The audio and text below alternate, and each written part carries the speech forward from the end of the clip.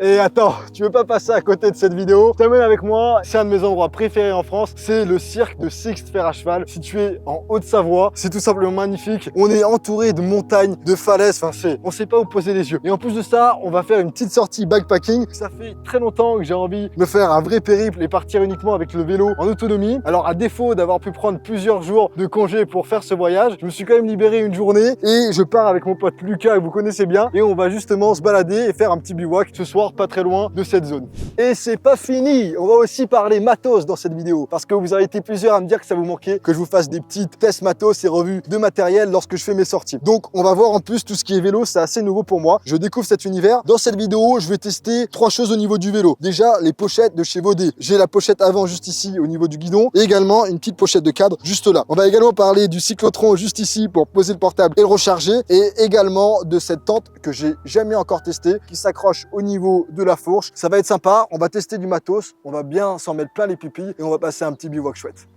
Ok, première chose, on va préparer le vélo et ensuite on n'oubliera pas la petite sécurité parce que je pars avec Lucas et Lucas c'est un casse-cou, donc moi j'ai pas envie d'y laisser mon crâne. C'est parti. Hop, allez, on va fixer tous les accessoires au niveau du guidon. Faut que je fasse rentrer le cyclotron et la pochette avant. Donc j'ai bien décalé le cyclotron sur le côté. Allez, on va fixer la pochette avant chez Vaudé.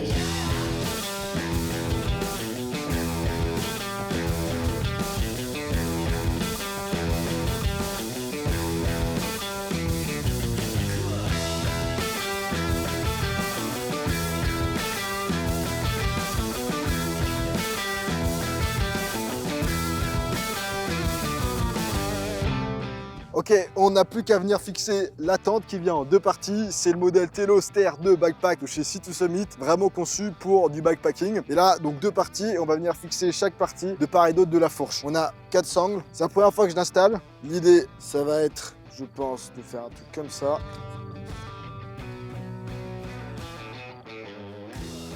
Hop, allez, première sangle qui est mise, je vais mettre la deuxième. Ça a l'air hyper ingénieux ce système. Là, ça a l'air, ma foi, de bien tenir là. Faut voir, peut-être que si on a plein de secousses et que c'est en mode BTT, je vérifierai. Dans tous les cas, j'aurai un visu dessus. Je vais serrer aussi fort que je suis bête. Et normalement, comme je suis quand même assez bête, ça ne devrait pas bouger.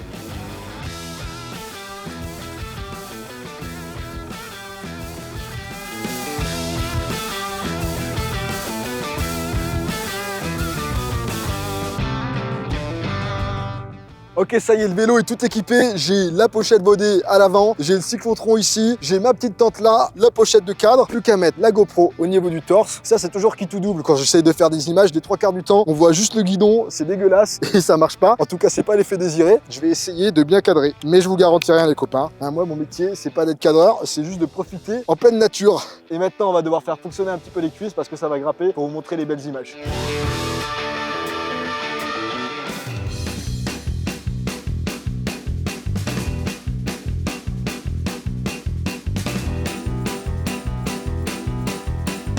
Lucas, il sait vraiment tout faire. Il arrive à faire du vélo et en même temps filmer.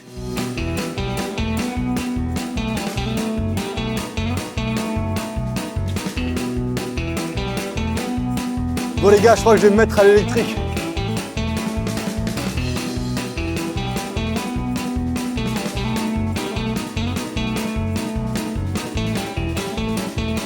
Poussez là, hein, ça bosse.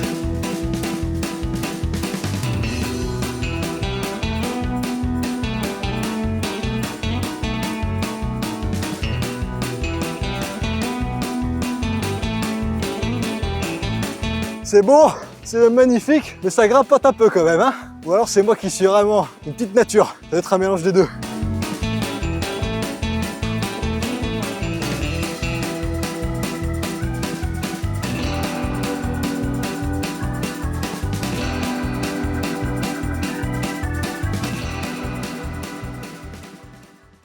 Regardez ce beau lac, ça vaut le coup de faire une petite pause de 30 secondes. Il y a Lucas qui s'amuse juste ici et on lui posera la question de pourquoi est-ce que l'eau est si limpide au niveau des lacs en Haute-Savoie. Ensuite, là, on est encore dans la réserve naturelle du Sixte, donc je vais vous faire profiter de ces belles images. Franchement, moi, je me régale. Je vous dis ça depuis le début de la vidéo, mais ça me fait tellement du bien. J'étais à Lyon et à Paris ces dernières semaines et de revenir en montagne, ça permet de se ressourcer. Franchement, tous ceux qui vivent toute l'année en zone urbaine, bon courage, je sais pas comment vous faites. Enfin, ça change tellement de changer d'atmosphère, là, de pouvoir se remplir les poumons. Bref, j'arrête de vous embêter avec ça. Ce qu'on va faire ensuite, Ensuite, quand Lucas nous aura fait la petite explication, on va encore se balader 5 minutes dans la réserve pour vous filmer des belles images et ensuite on sortira de la réserve pour trouver un coin idéal pour le campement de ce soir afin de poser la tente et de se préparer pour la soirée. Alors faut le savoir, Lucas il aime bien Sixte. Je vais pas trop défendre Sixte, mais regardez cette eau quand même, elle est magnifique. Là, l'eau elle est super claire, elle est translucide, mais comme l'eau du robinet. C'est un gros avantage qu'on a ici en Haute-Savoie en manière générale, c'est parce qu'en fait, nous, notre eau, elle est filtrée par plein de couches sédimentaires. Donc en fait, il y a des couches de sable, de gravier, etc. Et vu qu'elle vient de sous terre, et du coup, elle est filtrée et ça donne une eau super translucide, assez fraîche si on veut se baigner, ça c'est sûr. Mais par contre, elle est magnifique. Donc nos torrents et nos cascades sont d'une eau translucide parfaite. Mais elles ne sont pas potables.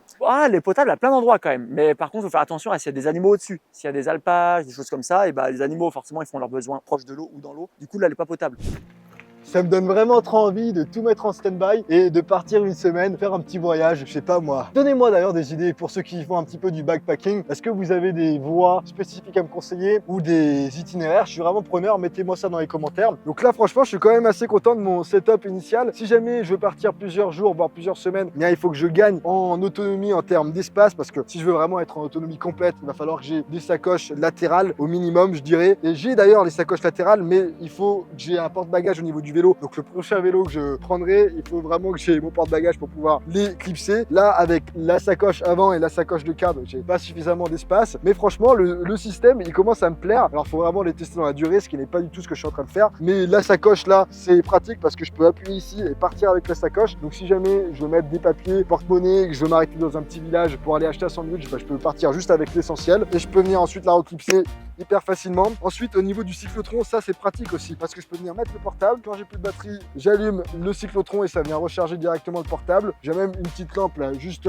devant si jamais j'ai besoin de lumière. Après, si je pars vraiment plusieurs jours, je partirai avec encore une plus grosse lampe. Au niveau de la fourche, j'ai la tente là qu'on testera ce soir. Donc le système quand même a l'air assez bien pour un tout début. Pour tous ceux également qui font beaucoup de backpacking, n'hésitez pas à mettre vos retours dans les commentaires si vous me conseillez des setups spécifiques, si vous me conseillez du matériel en particulier. Je suis vraiment preneur d'avoir vos retours parce que autant en matière de rando et trekking, je commence à avoir pas mal d'expérience, autant en backpacking, j'y connais nib. Ça m'intéresse justement de tester et d'en savoir plus dans le domaine.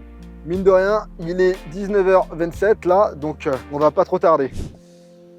Allez, on pose le vélo. La pluie est arrivée, un temps bien pourri. Mais bon, ça fait partie de l'aventure. Je vais virer la tente et je vais bien l'installer avant qu'on se prenne l'averse. Je me suis mis quand même sous les arbres, donc je suis un peu protégé. Mais c'est pas non plus le paradis. Je pense que vous devez pas y voir grand chose. Il est quasiment 22 h, donc il n'y a plus beaucoup de jours dehors. Et en plus, sous les arbres, le peu de lumière qui reste, ça passe pas à travers les feuilles. Je vais me poser juste ici. J'ai un terrain relativement plat, donc ça fera l'affaire pour ce soir.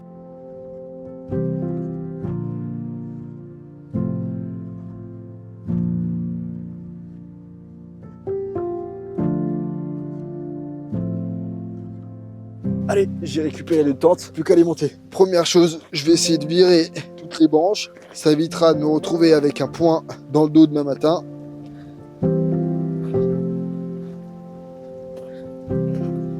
Hop, on est pas mal.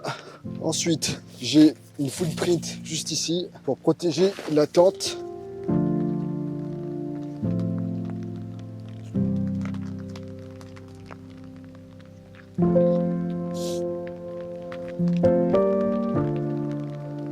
Pour moi, c'est bien. Première fois que je l'utilise, je vais pouvoir la tester dans des vraies conditions. Ça doit être la deuxième toile. Je vais ouvrir l'autre sacoche. Ici, il y a les piquets et les arceaux.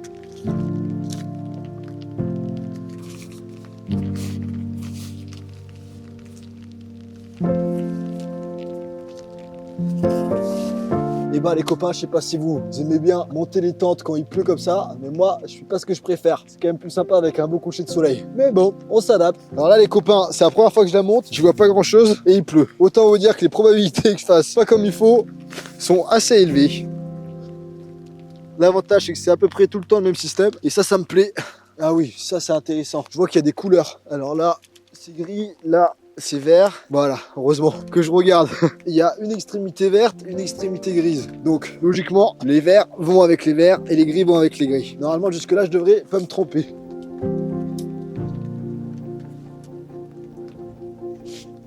Et deux, voilà. Ça, c'est pas mal. Maintenant, on va venir fixer ça. J'en ai partout au niveau des mains. Et là, l'idée, c'est quand même d'être le plus rapide possible parce qu'il pleut et c'est en train de mouiller l'intérieur de la tente. Et ça, c'est pas ce qu'on veut.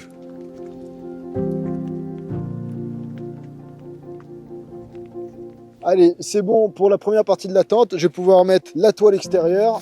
Je vais regarder au niveau des ouvertures. Ce serait bête de la mettre dans le mauvais sens.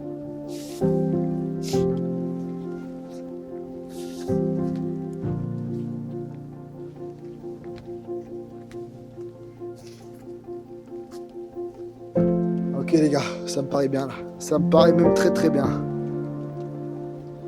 Ça y est les copains, la tente est montée juste ici, je vais être pas mal. Je vais couper la caméra, préparer à l'intérieur mon petit campement, donc je vais gonfler mon matelas et également sortir mon duvet. Ce soir, duvet, ça va être un peu spécial, je vais tester pour la première fois un kilt. Donc en fait, c'est pas un duvet fermé, ça se ferme pas, c'est comme une sorte de couette. On peut venir fermer au niveau, on va dire, du matelas gonflable, mais je vous montrerai tout ça, ça va être intéressant. Ce serait une première pour moi et je vais me poser un petit peu parce que avec toute cette pluie, on serait mieux à l'intérieur de la tente.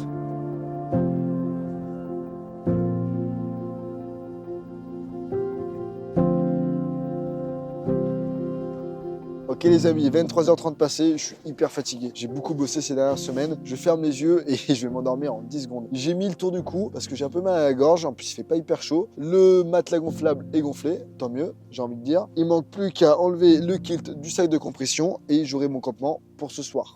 J'espère qu'il va me tenir bien chaud. Ici, là, j'ai les lanières pour venir mettre autour du matelas gonflable et ensuite venir clipser le kilt pour éviter qu'il bouge dans tous les sens.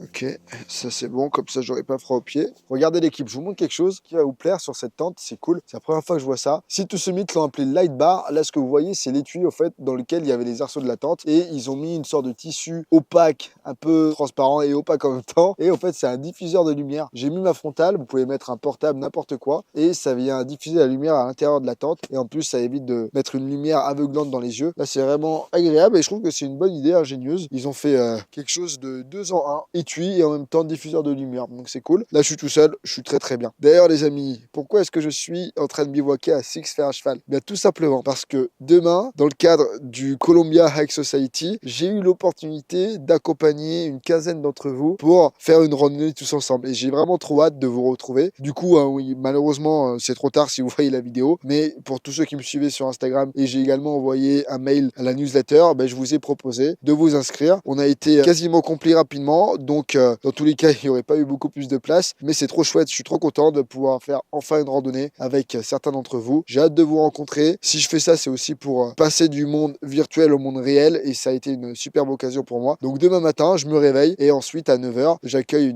plus d'une dizaine d'entre vous pour faire une petite randonnée à côté de Six Fer à Cheval. Donc c'est vraiment trop cool. Et pour ceux qui voudraient avoir l'occasion de venir faire une rando avec moi, n'hésitez pas à me suivre sur Insta et également à me suivre sur ma newsletter. Je vous mets les liens dans la description, comme ça la prochaine fois que j'ai l'opportunité d'amener et d'inviter une dizaine voire plus d'entre vous, vous pourrez vous inscrire, on pourra se faire une petite randonnée sympa. En plus de ça, c'est gratuit et tout est justement pris en charge dans le cadre du programme Columbia Hike Society, donc c'est super chouette. Vous êtes invités, moi j'organise la rando et ensuite on en profite tous ensemble. Du coup, comme convenu, je vous montre le fonctionnement d'un kilt. Pour ceux qui savent pas, c'est comme un sac de couchage, sauf qu'il n'est pas fermé. Là vous voyez, il est ouvert. Ici, j'ai quand même mis sous le matelas gonflable une petite sangle. Donc là, il est fixé au matelas gonflable. Mais si jamais je veux l'utiliser en tant que couette, j'ai juste à le déclipser. Et si jamais au contraire, j'ai trop froid durant la nuit, je peux venir refermer l'espace entre le matelas gonflable et le kit en venant serrer la petite sangle. Ce type de kit, je vous le dirai demain si j'ai bien dormi. Mais c'est assez agréable puisque si jamais vous êtes comme moi et que vous bougez beaucoup, vous voulez vous mettre en position fétale ou alors s'il fait trop chaud, mettre une jambe carrément à l'extérieur du matelas gonflable,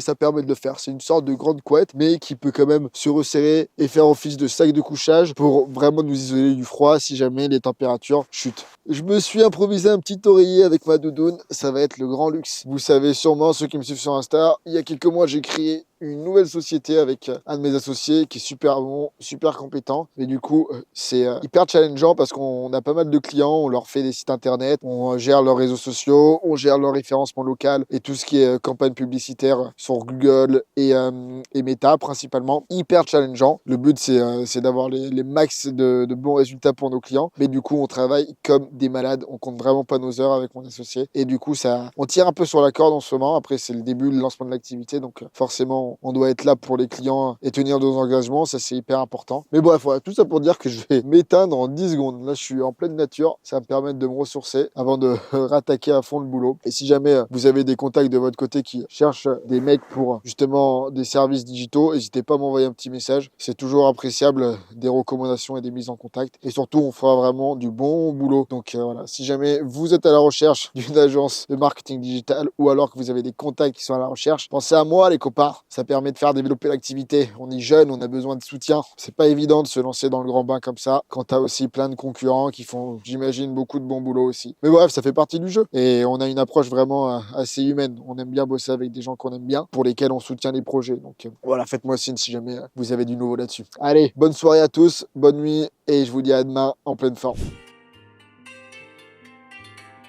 7h12, je vais rester au lit un peu plus longtemps là. Faut que je me motive, j'ai pas mal de trucs à faire. Faut que je range la tente. J'éboute le campement. C'est dur. Et ensuite, faut que je prépare le petit déj pour bien réceptionner les quelques-uns d'entre vous qui vont venir me rejoindre pour la randonnée. Let's go.